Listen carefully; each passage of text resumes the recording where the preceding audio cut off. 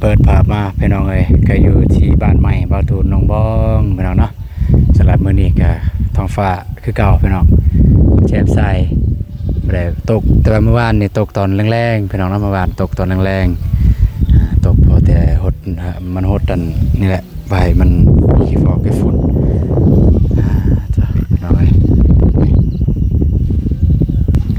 กราบทักทายสบายดีเด้อสบายดีพ่อแม่พี่น้องหมดสุขุสุขคนกายินดีต้อนรับ2เอาตูนชาแนลเช่นเก่าเช่นเคยเนาะแล้วก็ยินดีต้อนรับเข้าสู่วันใหม่เดือนใหม่เด้อพี่น้องเด้อวันที่1วันที่1มิถุนาวันที่1มิถุนาเป็นกันอยู่ลาวกับเป็นวันปลูกต้นใหม่แห่งชาติพี่น้องเอ้ยเป็นวันเด็กหน่อยวันปลูกต้นไม้แห่งชาติกันอยู่ลาวเนาะที่มามื้อนี้กับบริมายังลายพี่น้องมากับเมียมาเปิดคลิปอยู่ที่บ้านใหม่พี่น้องก็มีเรื่องราวอยากจะมาเว้าหลังสำเร็จเสร็จสิ้นงานดองแต่ว่าพอตูนก็รู้สึกว่าได้ปลดปล่อยเพราะว่าตอนนั้นก็ยังตื่นตันใจอยู่งานเฮาแต่บัดนี้แล้วถ้าสำเร็จลุล่วงอาจจะบ่สมบูรณ์แบบคือกับคนอื่นอาจจะบ่ช่วยรู้แบบคนอื่นแต่ว่ามันสำเร็จแล้วเขารู้สึกว่ามันโล่งอกโล่งใจแล้วบัดนี้พี่น้องเอ้ยไปพูดมากับเมียพี่น้องเมียกับไปยืนเบิ่งพักไอ้ครูปั๊บตัวหาวนอนสบายดีเด้อโดยสบายดีเด้อสบายดีอีกครั้งวะโดยสบายดีนี่พักไอ้ครูเจ้างามขึ้นเด้เนาะเบิ่งใส่คุยแค่งามนี่งามขึ้นพี่น้องไงพักไอ้ครูน้องบังแห้งผักหอมเนี่ยโอ้งามขึ้นในหมกม่วงค่ะในหมกม่วงที่บ่เตียงเพิ่นฝากมาแม่นบ่กินมื้อนั้นแต่บ่เจ็บเอามาให้นะเด้อคักเลยจักหน่อยนี่คันได้มาอยู่นี่ก็ให้ปลูกหลายๆซะฮอดมื้อนี้แต่ว่าแดดพูดพี่น้องแดดแห้งหรือว่าเป็นน้ำใส่เสื้อแดงบ่มันยังเสื้อนี่บ่ฮู้แฟชั่นบ่เสื้อแฟชั่นแหละเสื้อแฟชั่นบ่มันขาดก็ว่าเสื้อแฟชั่นเสื้อที่กังได้ซักอยู่บ่เสื้อนี่คือบ่มันเปื้อนแต่ว่านี่หากใส่มื้อวานเนี่ยเปื้อนแห้งเป็นซี่เพราะว่าเสื้อเป็นมือซองเนี่ยได้ไปเข้าในมันฮ้อนเฮือนก็บ่ทันได้ดำเนินเทื่อพี่น้องก็ไวๆนี่แหละถ้าจะดำเนินก็สิซื้อปูนซื้อหยังนี่สิซื้อปูนซื้อบล็อกซื้อแฮซื้อทรายนี่แหละได้นี่กสิกรก่อนคิดว่านะสิกรเบิ่งก่อนสิกรแล้ว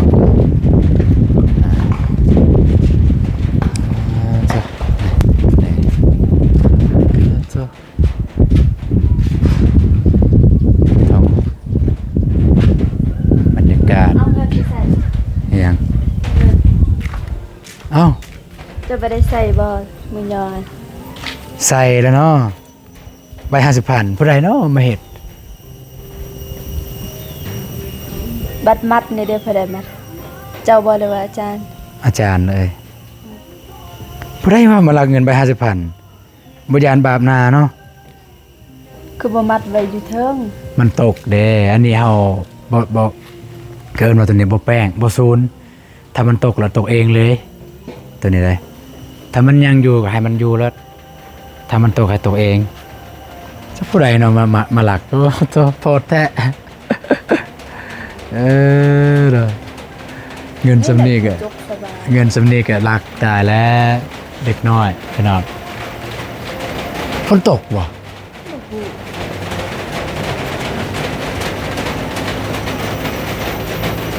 เสียงอะไรอย่างวะ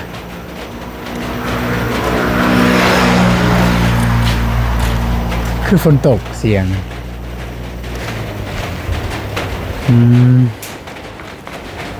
ไปพี่น้องไปหาหมองนั่งก่อนไปหาหมองนั่งคุยกันก่อนพี่น้องเลย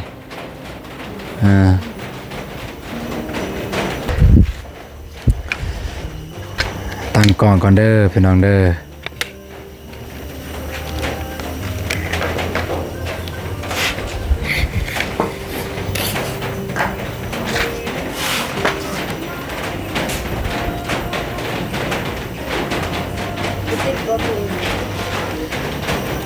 ไกลอยู่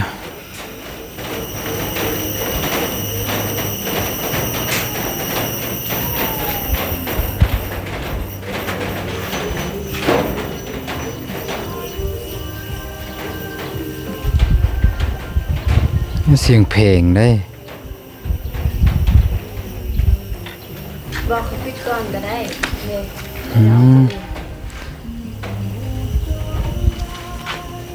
บอกให้เพิ่นเอาลงเสียง ได้เยอะเอาพี่น้องกับประเด็นมีอย่างไรกับสำหรับคลิปนี้ก็จะมาคุยมาเว้านี่แหละเรื่องหลังจากเสร็จสิ้นงานแต่งและสิทธาเมียรู้สึกจังใดแล้วก็บ่ตูนรู้สึกจังใดพี่น้องไปหานั่งคุยกัน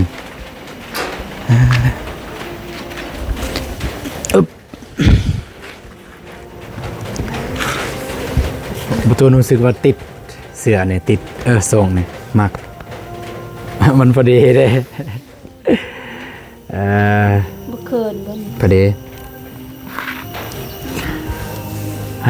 เอาบัดนี้เริ่มเลยจะได้บัดนี้รู้สึกจังใดแบบว่าเฮาสำเร็จแล้วงานแต่งน้องรู้สึกจังใดบ่เอาตามความรู้สึกเลยรู้สึกจังใด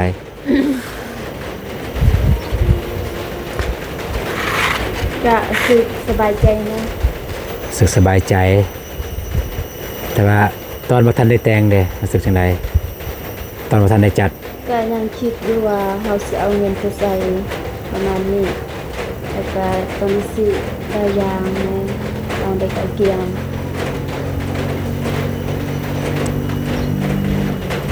สำหรับบ่ตูนเนี่ยก่อนแต่งเนาะก่อนสิจัดงานเนี่ยบ่ตูนคือเขายังรู้สึกมันตื่นในใจนะมันตื่นแบบมันตื่นตันนะแบบว่าเฮ้ยงานเฮายังบ่แล้วคือแบบมันลักษณะคือแบบแสดงได้ว่าถ้าเฮาเฮ็ดเวียกใดเวียกหนึงยังบ่แล้วแบบนั้นแหละเวลาสมมุติเฮาเฮ็ดเวียกปุ๊บยังบ่แล้วแล้วมื้อนอนเฮือนยังคิดอยู่ว่ายังบ่แล้วเด้เวียกเนี่ยเนาะประมาณนั้นพี่น้องแต่บัดนี้ถึงแม้ว่าจะบ่สมบูรณ์แบบคือกับคนอื่นอาจจะบ่หรูหราแต่อย่างน้อยมันก็แล้วแล้วเห็นแล้วคลองเฮาแล้วคือแบบสำเร็จคือแบบสำเร็จพี่น้องเนาะพอดีกะ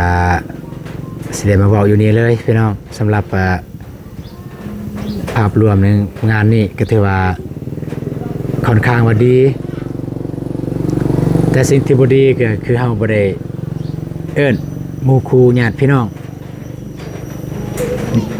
มาแบบเต็มทีเนาะเพราะว่าจัดแบบนี้นะเฮาก็บ่ได้เอิ้นญาติพี่น้องแบบเต็มทีแต่ว่าหมู่คู่ยังเพิ่นก็เข้าใจอยู่เพราะเฮาจัดแบบดังเดิมแบบว่าต้องคิดร้ายเขาก็เข้าใจเฮาแล้วก็สิมาเว้าบรรยากาศตอนมื้องานพี่น้องโอ้รู้สึกว่าคึกคืนม่วนได้เต้นลำวงจ้าได้เต้นลำวง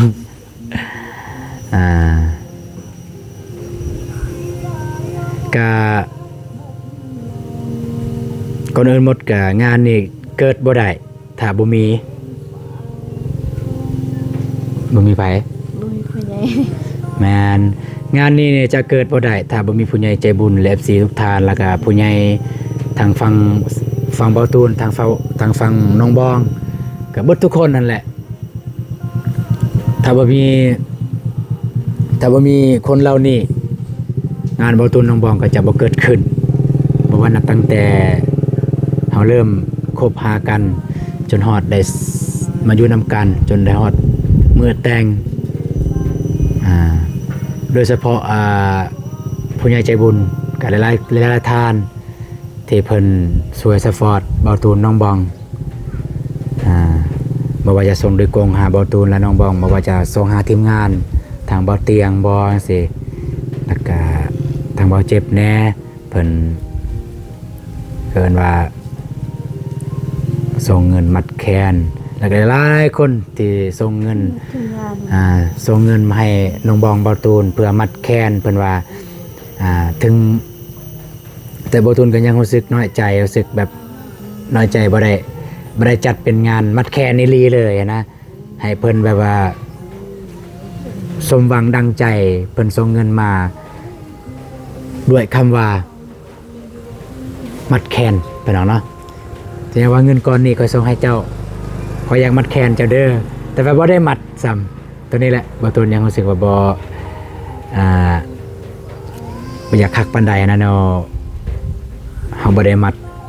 อย่างอันตามที่ผู้ใหญ่ตามที่เกินว่าจุดประสงค์ของผู้ใหญ่เพิ่นแต่ก็บ่เป็นหยังพี่น้องถึงแม้ว่าเฮาบ่ได้มัดแคนแต่บ่ตูนน้องบองก็ลืมบ่ได้ดอกทางผู้ใหญ่ใจบุญที่ซอยมัดแคนเพราะว่าบ่ตูนน้องบองก็เอาเงินจำนวนนี้แหละบ่จักซื้อของกินพี่น้องซื้อของกินซื้ออันนี้อันนั้นในมืองานในมือเริ่มมีอย่างต่างๆในตัวอย่างวันในเฮือนบ่ตูนเฮาเอิ้นมาร่วมจังซี่เอิ้นมาร่วมมีอย่างก็จะซื้อนั่นซื้อนี่พี่น้องเนาะแต่ก็มีเงินอ้ายน้องก็มีเพิ่นก็เงินแม่หยังเพิ่นก็ให้พี่น้องไงแล้วก็หลายๆคนพี่น้องคันให้บ่ตูนอ่านซื้อก็สิอ่านบ่เบิดเพิ่นโอนมาผูกแขนบ่ว่าแต่พี่น้องทางฝั่งไทยพี่น้องทางฝั่งลาวเนาะพี่น้องเนาะทางฝั่งไทยเพิ่นก็โอน200ก็มี300ก็มี500ก็มีพี่น้อง1,000ก็มีเพิ่นโอนมาแต่เพิ่นก็บ่ได้ให้ออกชื่อเสียงเรียงนามฝั่งลาวก็คือกัน500,000ก็มีก็คือทางฝั่งลาวคือทางแม่อยู่นครหลวงแล้วก็แม่อยู่ท่าแขกพี่น้องเนาะเพิ่นติดตามเฮาอีหลีโดยเฉพาะฝั่งลาวคันเฮาบ่ได้ลงคลิปเมื่อใดเพิ่นจะโทรมาพี่น้องทางแม่เพิ่นโทรมาลูกเอ้ยเฮ็ดหยังคือบ่ลงคลิปประมาณนั้นก็หลายๆคนบ่แม่นแต่เพิ่นพี่น้องเนาะว่าแต่ทั้งพ่อแม่อยู่ฝั่งไทยแห่งคักพี่น้องด้วยความว่าเพิ่นอยากฮู้อยากเห็นว่าชีวิตการเป็นอยู่น้องบองบ่ตูนเป็นจังใดเพิ่นก็อยากให้อัปเดตเรื่อยๆแต่ว่าบางครั้งบางข่าวโดยบ่ตูนน้องบองบางครั้งบางข่าวเฮาก็บ่ได้เฮ็ดอีหยังนะจักสิถ่ายอีหยังกันสิถ่ายตอนนั่งลิ้นจังซี่ก็บ่ฮู้สิเว้าหยังแม่นก็มันก็จักสิเป็นจังใดแต่มันมีแนวเฮ็ดเฮาเฮ็ดก็แก๊กถ่ายแค่แน่แบบหากติว่าเว้านั่นเลยเฮาแบบว่าเฮาถ่ายแบบบรรยากาศการกินข้าวก็หลายคลิปแล้วแม่นกินข้าวก็หลายคลิปแล้วพี่น้องเอ้ยจักสิถ่ายจังใดเพราะว่าเฮายังบ่ได้ไปกับทีมงานโดยเฉพาะคือมื้อนี้ก็เอาตุนก็ยังบ่ทันได้ไปยัง เวียกรวมแล้วพี่น้องแต่เวียกเจ้าของบ่ทันสำเร็จก็คือนี่แหละจักน้อยก็ว่าสิออกไปในเมืองไปส่งเครื่องประดับ ไปส่งเครื่องประดับเพิ่นอยู่ในเมืองพุ่นแหละ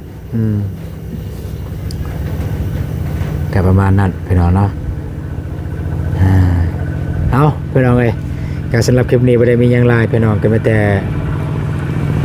จะมาขอบอกขอบใจพี่น้องจะมาแสดงความรู้บุญคุณมายังพ่อแม่พี่น้องแล้วก็ผู้ใหญ่ใจบุญ FC ทุกท่านบ่ว่าอยู่ภายในต่างประเทศที่ช่วยเหลือซัพพอร์ตน้องบองบ่ตูนบ่ว่าจะช่วยเหลือทางด้านเงินคำบ่ว่าจะช่วยเหลือทางด้านการเบิ่งคลิปให้ก็บ่ตูนน้องบองบ่ได้ประมาท FC ว่า บ่ได้เงินจาก FC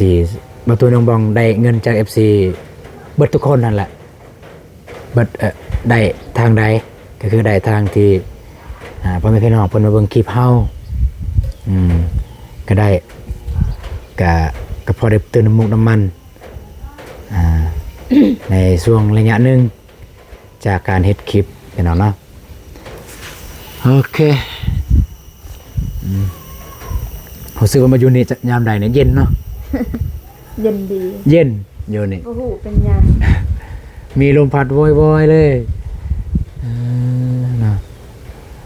ในหลายคนก็มาถามปันไดสิแล้วเฮือนผู้เจ้าก็สิบ่แล้วเลยเนาะก็ว่าโอ้ยเฮาก็จักสิว่าจังใดแล้ว เพิ่นระยะใครมันแล้วเลยจักเฮาก็ค่อยเฮ็ดค่อยไป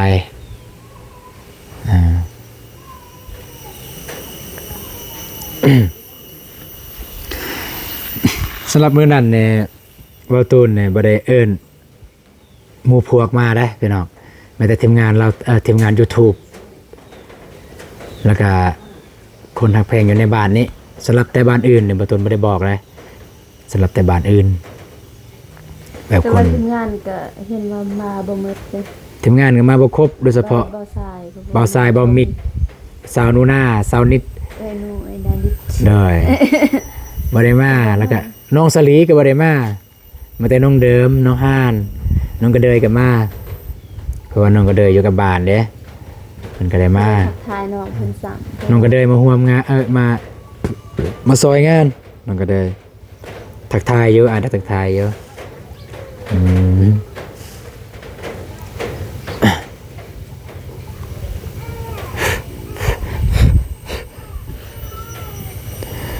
แล้วก็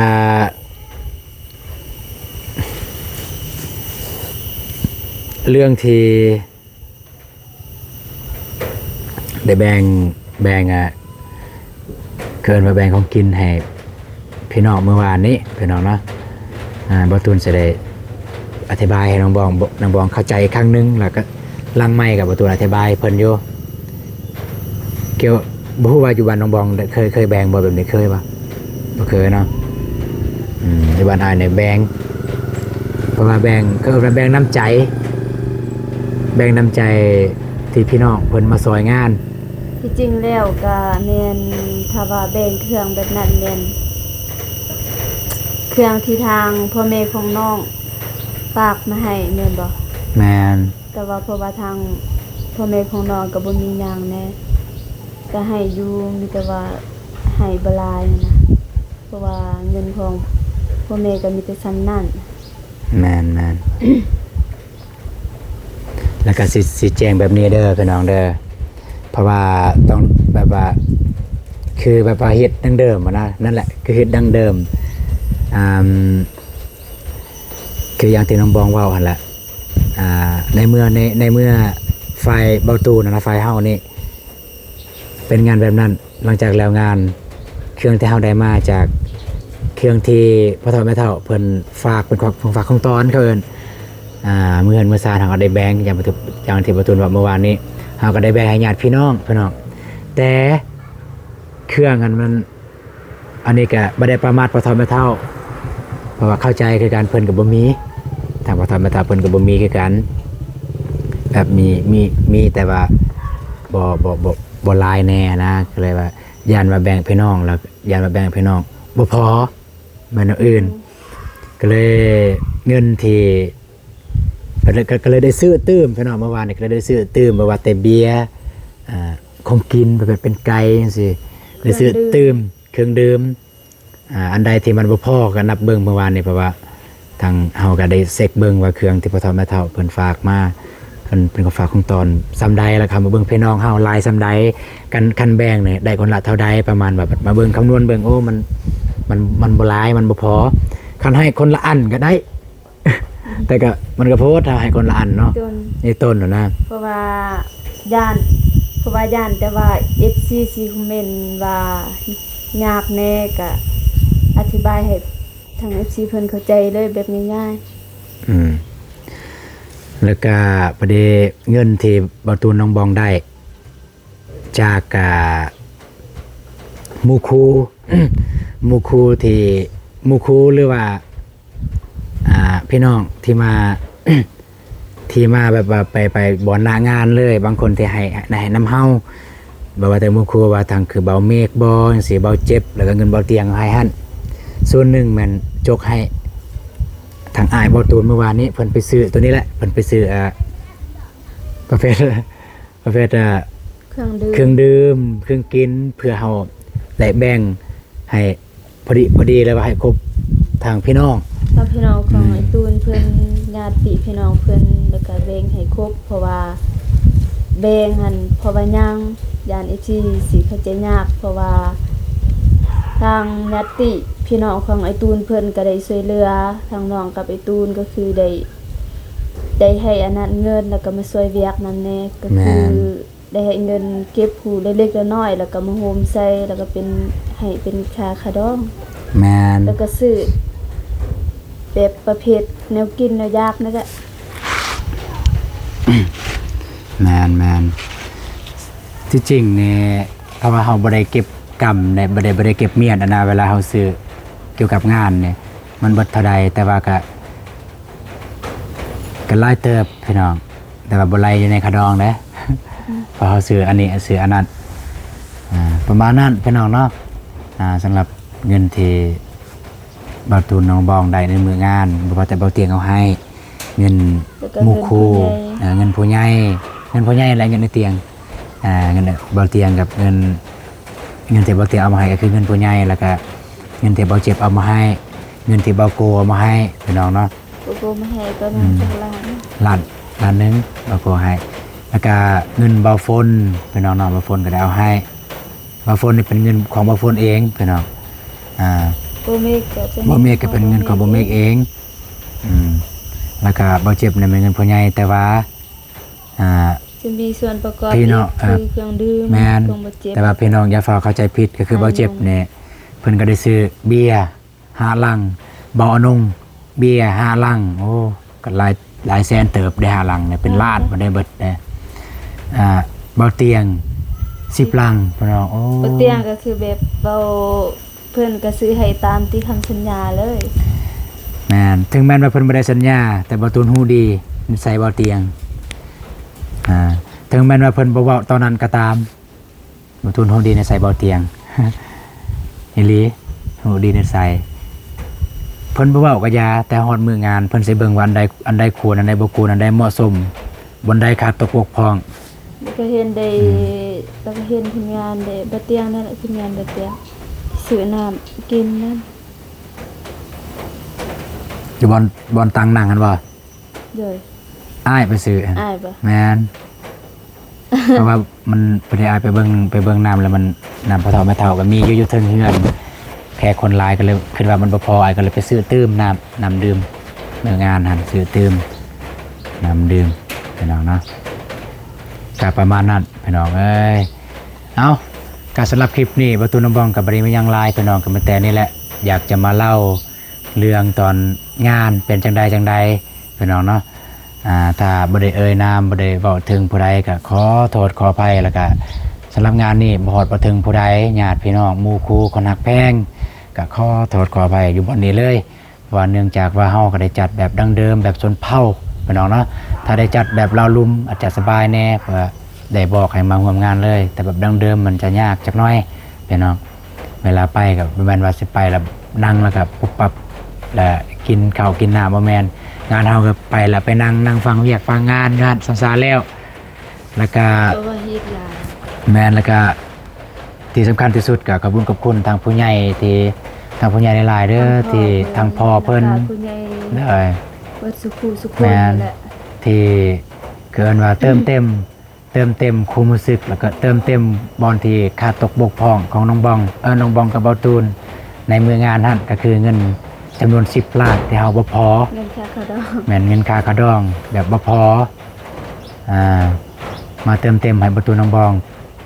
สำนั้นยังบ่พอยังให้เหลืออีก10ล้านให้เบาตูนน้องบองได้เก็บไว้ก็สิเอาเงินจำนวนนี้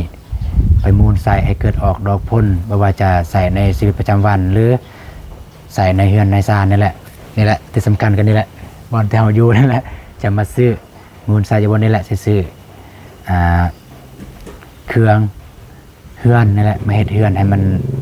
มีความคืบหน้าให้พ่อแม่พี่น้องได้ติดตามรับชมไปน้ำกันพี่น้องเนาะเอาบ่าวเบิ่งน้องบองมาตุนจักสิเว้าแนวใด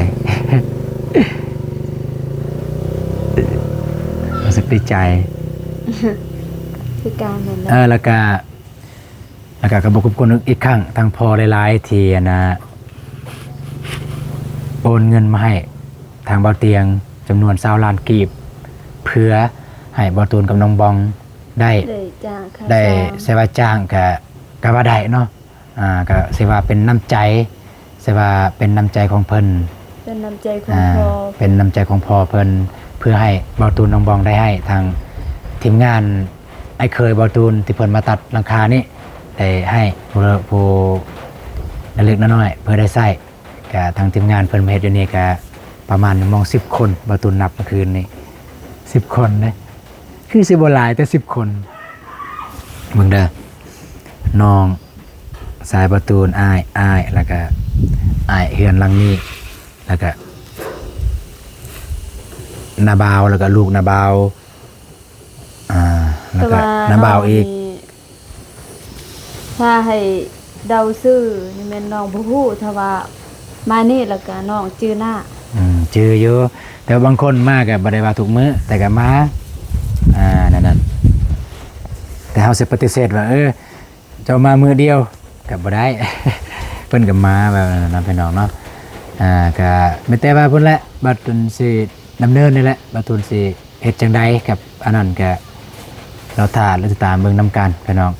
ไปพี่น้องเอ้ยสำหรับคลิปนี้บัดตุน บอกหลายเทื่อแล้วสำหรับคลิปนี้บัดตุนน้องบองจะได้จบคลิปตัวนี้ก็เพียงเท่านี้ก่อนเด้อ พี่น้องเด้อจนบอกบ่ออกบอกบ่ถึกแล้วนี่ก่อนอื่นหมดก็บอกขอบคุณทางเบาเตียงแล้วก็ทีมงานแล้วก็ผู้ใหญ่ใจบุญทางพ่อแม่อยู่บ่ว่าอยู่ฝั่งลาวฝั่งไทยหรือต่างประเทศที่อยู่เคียงข้างกันมาตลอดตั้งแต่ตอนนั้นมาจนถึงปัจจุบันนี้จังได๋ก็ขอให้ทุกคนจงมีสุขภาพแข็งแรงร่ำรวยเบิดสุขคนอย่าเจ็บอย่าจนตลอดชาติตลอดปีตลอดไปเด้อสาธุไปพี่น้องเจอกันในคลิปต่อไปสำหรับคลิปนี้สบายดีเด้อพี่น้องแต่อย่าลืมติดตามทางน้องบองบอตูนในวันมื้อนี้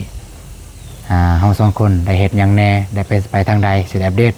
ให้พ่อแม่พี่น้องได้เบิ่งนํกันไปเอาขี่รถไปเบิ่งอ่าวก่อนแล้วก็เมื่อตาแตง